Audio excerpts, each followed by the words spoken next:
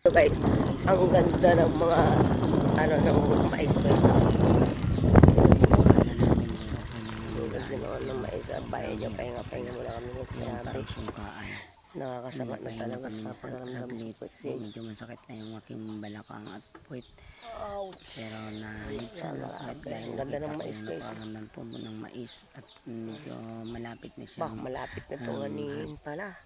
Kaya yun, silang mahal na rin talaga ngayon guys yung mais. Yung ayun pa guys. pananakit ng katawan ko sa ganda ng tubo ng mais. At sayang ito.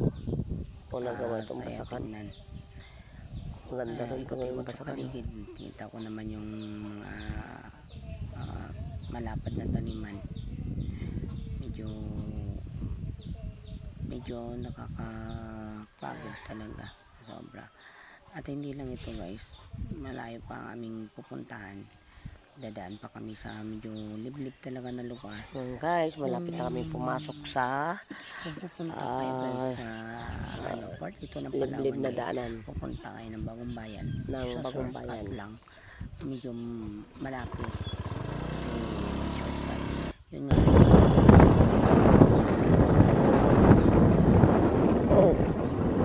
Tandaan lang, sabi ko.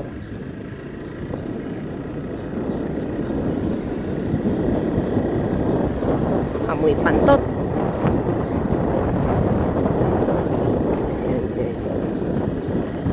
Ayun guys, papasok na kami sa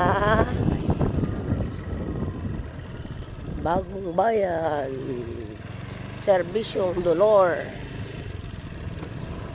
Ayun, ito na. Papasok nyo guys. Ito yung liblib na lugar. Sakop ng Dumaran. Punta kami ngayon sa Bagong Bayan. Barangay Bagong Bayan.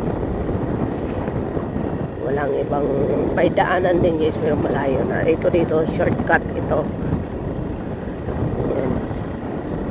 Shortcut ito.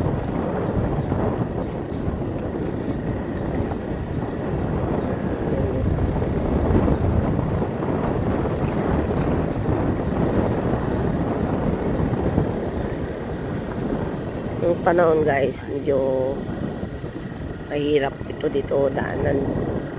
Mga nakakatakot pa. Dahil nga sa liblib. Walang mga bahay ito dito. Meron doon sa malayo pa.